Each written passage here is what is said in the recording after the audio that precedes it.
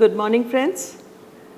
Today we'll be dealing with the topic of health without borders. I am Professor Monica Vij. I teach geography in Miranda House, University of Delhi.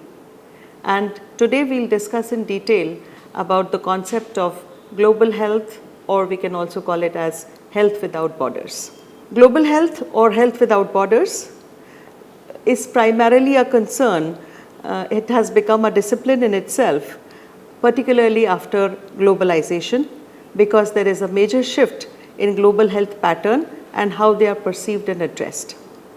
It has become a discipline as it emphasizes not only on public health, but also the broader connections to economic and political factors and the connections between national and international aspects.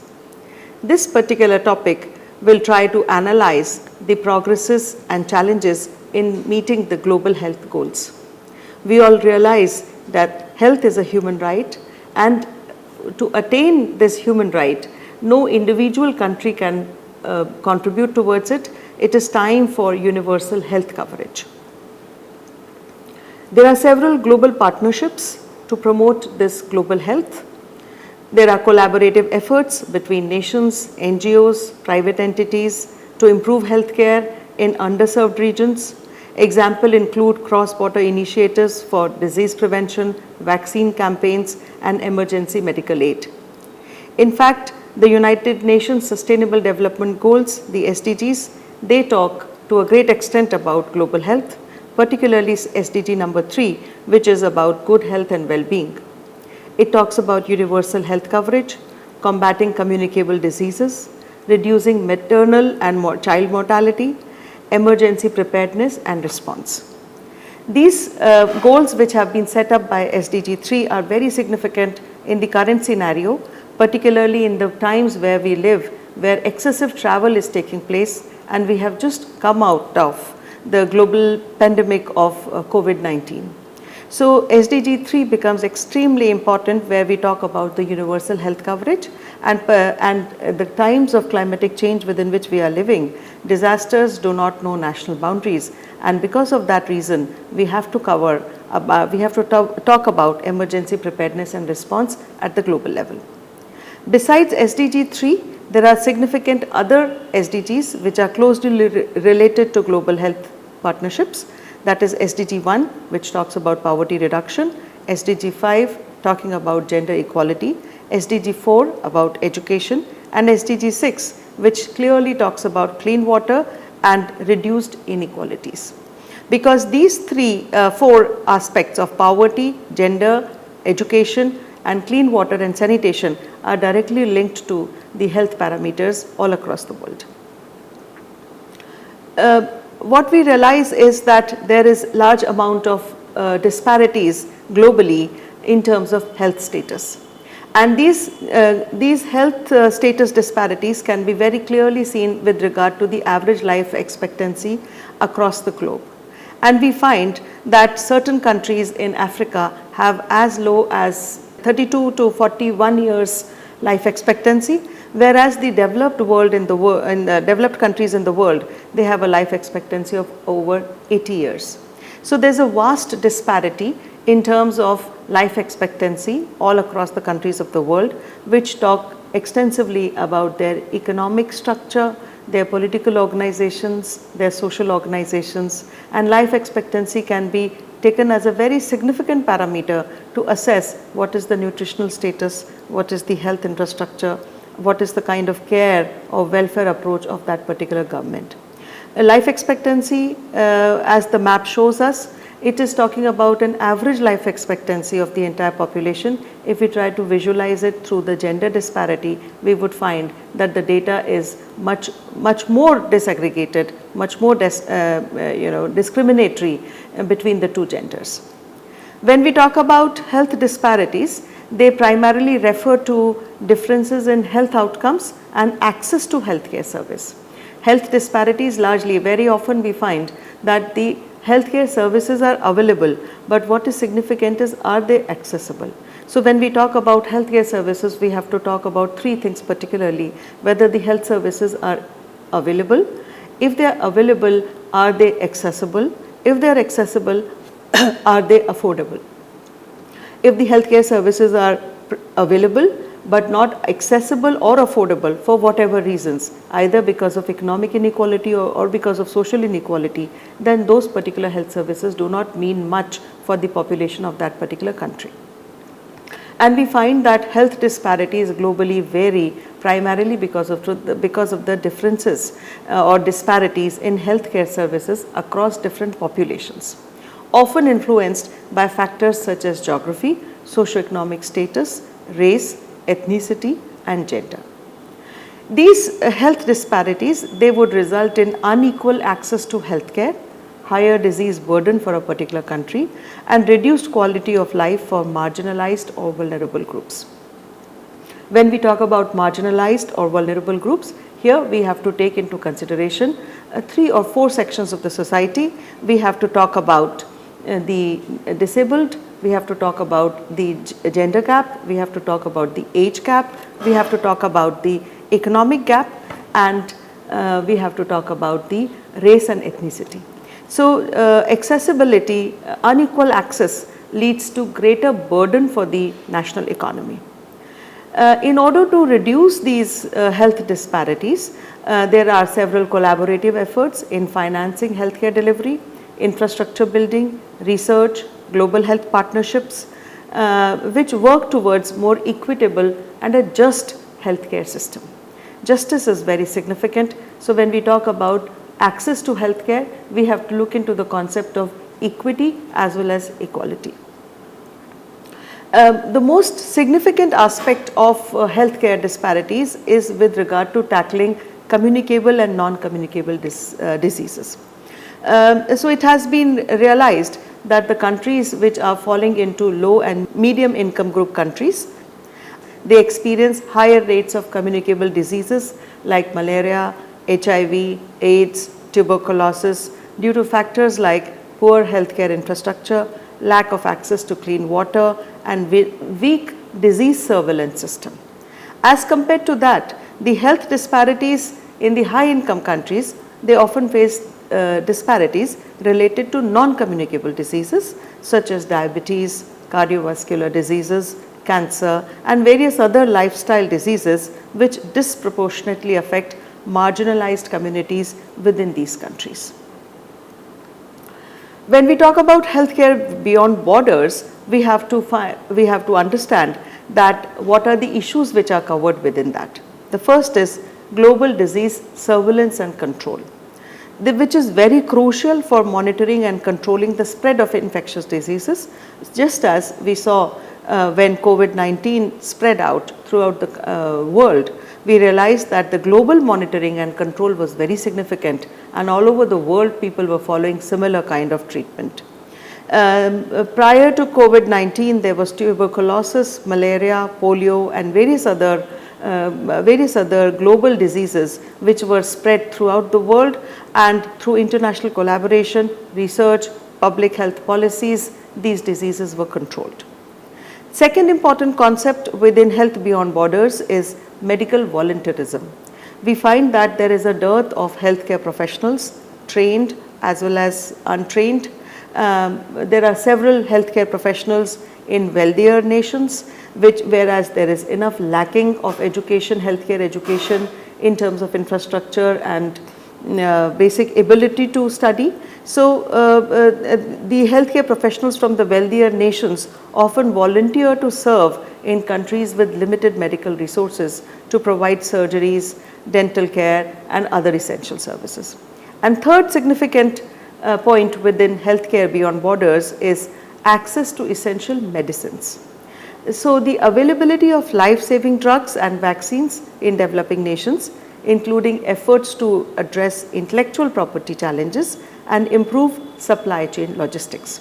So, what we so far have seen is that how significant global health challenges are, particularly post-globalization in the world. Then we realized that because the nations had different histories, institutional, economic and organizational histories, so the disease pattern is very different in the countries, particularly in low income countries and high income countries. And we find that the access to healthcare also varies between between different countries, and particularly more so for the marginalized and vulnerable population. Within marginalized and vulnerable population also, we would have to always see how the healthcare facilities are available to the people across gender, across age, across disability, across economic inequalities, and across race and ethnicity.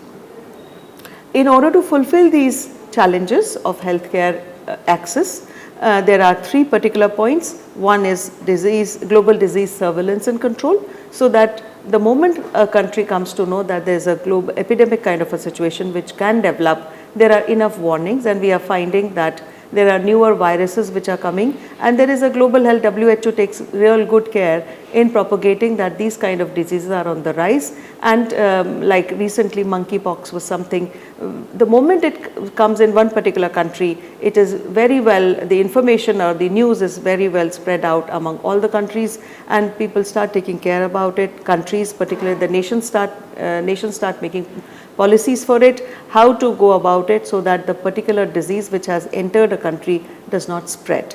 So that is about disease surveillance and control. Second important thing is medical volunteerism, wherein healthcare professionals from richer countries can come and give their services to poorer countries or the countries which do not have enough healthcare facilities or healthcare professionals.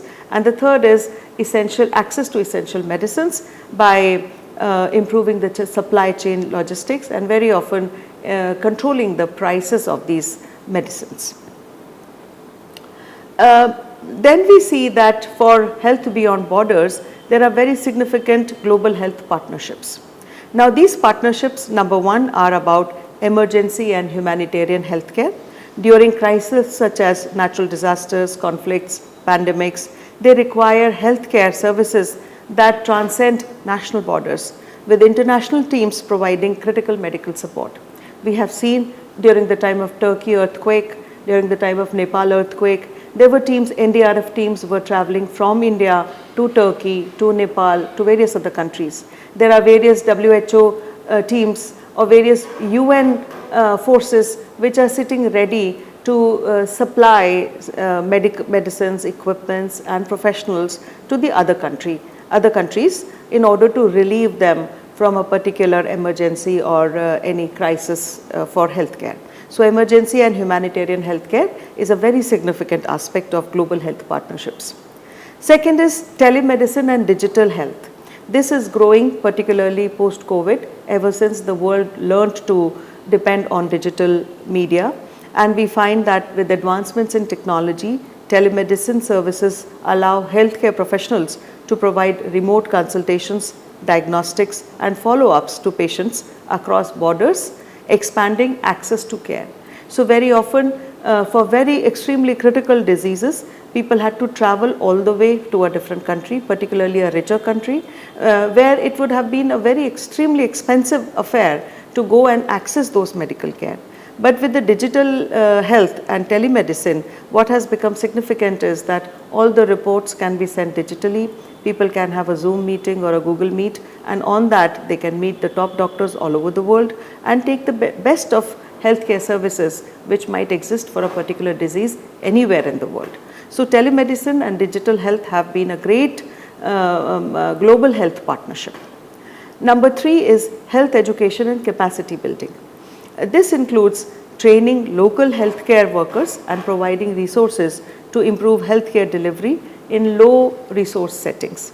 So very often we find that the health education and capacity building for certain countries is not up to the mark. So there are various training modules. In fact, even there are several training modules digitally also, and in a hybrid mode where people can learn, they can develop their skills, they can share knowledge, and they can support each other to improve their knowledge about healthcare and capacity.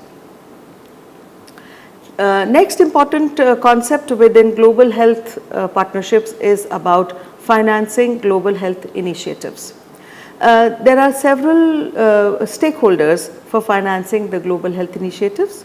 Number 1 comes the governments. Of course, the national government it becomes the responsibility for the national government to contribute either through bilateral aid, that is direct financial support to the countries, to the citizens, or through multilateral organizations like WHO, World Health Organization, or any other international organization. So the governments, it is the responsibility of the government to give healthcare services to its citizens. So first, all the financial health initiatives should be by the government. Besides the government comes the philanthropic foundations. Organizations like Bill and Melinda Gates or Foundation are among the largest private donors to global health causes, focusing on areas like vaccines, infectious diseases, and maternal health. Similarly, there are various foundations and organizations within India which are working, like VFHS is there, which are working, and various other trusts, private trusts and organizations are there, which philanthropic foundations which are giving sufficient financing for the health initiatives. The third comes important, significantly important, is international financial institutions. Organizations like the World Bank or the International Monetary Fund, that is IMF, they provide loans and grants to countries for healthcare infrastructure development, emergency healthcare needs, and health system strengthening.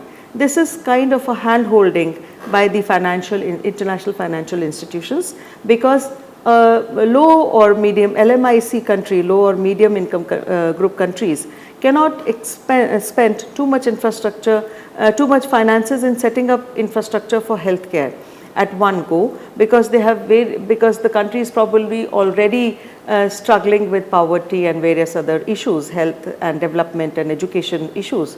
So this large chunk of money cannot at one go be diverted to healthcare infrastructure. In such scenarios, IMF, World Bank, Asia Development Bank, and various other international financial institutions give loans and grants which can be gradually in installments the country can pay them off. There are several remarkable global health initiatives by the world, by various organizations, like by World Health Organization, WHO, UNFPA, that is United Nations Populations Fund, UNAIDS, that is the Joint United Nations Programs on HIV/AIDS, GPEI, that is Global Polio Eradication Initiative, which we must say has been extremely successful in eradicating polio completely from the face of earth, although there were news that it is re-emerging in the areas of Israel and various other war-torn areas. But I am sure the GPEI will further take note of it and control it before it starts spreading. Similarly, there is IPPF, that is International Planned Parenthood Federation. There is Global Fund to Fight AIDS, Tuberculosis and Malaria, Gavi, the Vaccine Alliance, and the Pandemic Fund, particularly post-COVID-19. So these are some very significant health initiatives which are operating at the global level as per the requirement in a particular country. Besides this, there are global strategy for the prevention and control of non-communicable diseases. It's a global action plan to prevent and control the following non-communicable diseases, such as the cardiovascular diseases. It becomes extremely significant because the largest number of deaths in the world over is taking place through cardiovascular diseases. Second is chronic respiratory diseases. These chronic respiratory diseases are particularly more prone, more people are prone in lower income group countries, because there are industries which are bringing a lot of air pollution, plus there is enough occupational hazard through which people are, the air is polluted, which is leading to chronic respiratory diseases. Then several cancers and cardiovascular diseases have become the largest causes of death all across the world, and the new emergent disease which is spreading at a very fast pace is diabetes, which is going across different age groups. Now there is global fight against communicable diseases. First of all is about malaria, roll back malaria. The objective is to enable and to increase the capacity of caregivers to recognize malaria promptly and take early proper action. Secondly, to empower service providers by imparting adequate knowledge, skill and capacity which enable them to respond to malaria illness appropriately. And thirdly, to create an enabling environment for implementation. Next significant is Global Alliance for Vaccines and Immunization, particularly for children below 5 years in order to reduce the infant mortality rate and child mortality rates, hepatitis B vaccine, childhood meningitis vaccine, yellow fever vaccine, influenza vaccine and vaccine for pneumonia. These vaccines are extremely significant to stop the spread of diseases which might spread very rapidly all over the world because of excessive travel in the modern times. Another significant efforts towards communicable diseases is Stop TB. TB is the is a very strong operation at global level where the objective is to achieve universal access to high quality diagnosis and patient centered treatment, to reduce the suffering and socio-economic burden associated with TB. This is very significant. It has been found that TB is more particularly commonly found among lower socio-economic sections of population where despite suffering from a particular disease, they continue to work and because of the fear of loss of their jobs and there is enough amount of socio-economic burden. TB is also considered as a taboo. So, in order to reduce the suffering and the socio-economic burden associated with TB, Stop TB is a very significant program. To protect poor and vulnerable population from TB, TB HIV and multi-drug resistant, and to support development of new tools and enable their timely and effective use. Then there is global prevention and control of tobacco and alcohol use. WHO framework convention on, there is a WHO framework convention on tobacco control which summarizes the provisions as number 1, price tax measures to reduce the demand for tobacco. Certain countries follow that particular pattern wherein tobacco packets or cigarettes or in whatever form tobacco is being used, the prices are raised to a great extent so that people are inhibited to buy those. Then there is non-price measures to reduce the demand for tobacco. Like in India, we find that the cigarette boxes carry very ghastly images of lung cancer or mouth cancer, which can act as a deterrent for buying cigarette or smoking it.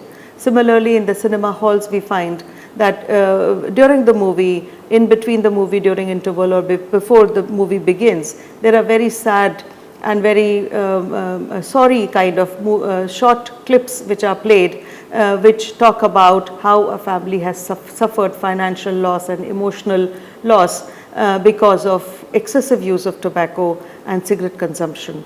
So, there are price tax measures are there which can reduce the consumption of tobacco, but more than the price tax measures, it is the non-price measures which go in a far way.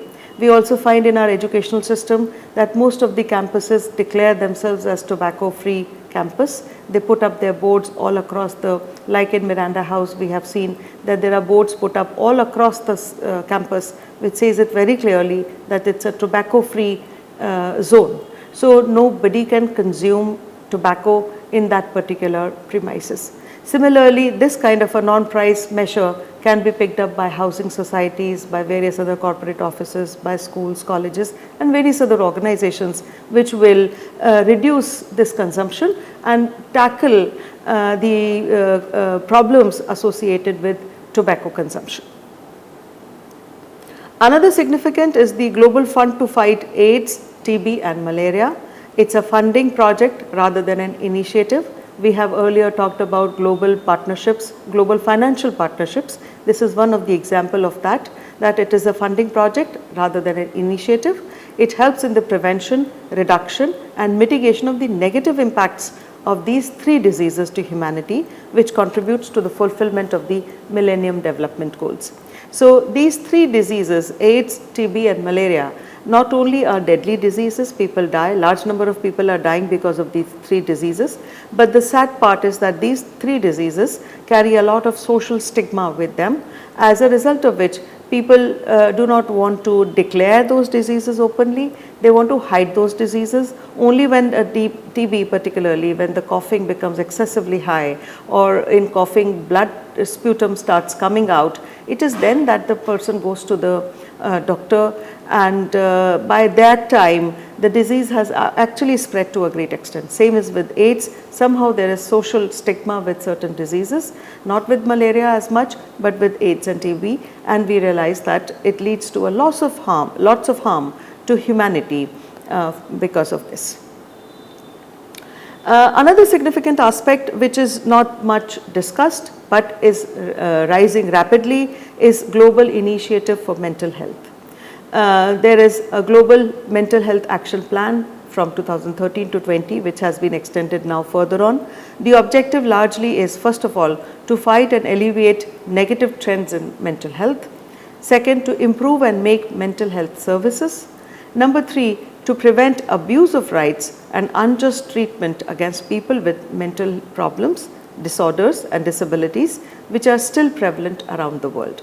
So what we find is that mental health again is the biggest challenge for fighting mental health is acceptance to suffering from mental health. So we find that the families or the individuals do not recognize that they have mental health issues. Till the time they do not recognize it, they would not go for its treatment. But mental health is the biggest, one of the biggest global initiative, because it is emerging as a major challenge across all age groups, and we find that from school students to the senior citizens, people are suffering extensively because of their mental health issues. Somehow the socio-economic dynamics have changed in such a manner, the family size, the family type, the family pattern, the social dynamics have changed. The social media also contributes to great extent into that. The question of identity itself is coming under threat or is challenged very often, which leads to there are various reasons why mental health issues are emerging, but they are emerging, and it is high time that people start recognizing it and people start working towards it. In this lecture, we have covered about what is the significance of global health. We have tried to understand that how health is a human right, it's a basic human right, and then we saw that how UN organizations are working towards collaborating and in developing partnerships so that people all across the world have access to good healthcare services, have access to good medicines. People are volunteering from high income countries, better equipped countries to the others. Then we find that how telemedicine, digital medical services are improving the healthcare services, accessibility to healthcare services, and so that in some way we achieve our SDGs, our Sustainable Development Goals, particularly SDG 3, which talks about health. Of course, SDG 3 is closely linked to poverty, to education, to provision of good, safe and clean drinking water and sanitation services. So I'll stop the lecture at this, where we've talked about global health issues. In the next lecture, we will talk about how global health is being supported by medical tourism. And medical tourism is emerging as a global part, is one of a very strong part of global partnership for healthcare services. And taking the example from India and various other countries, we'll try to understand how global health and medical tourism are interconnected. Thank you.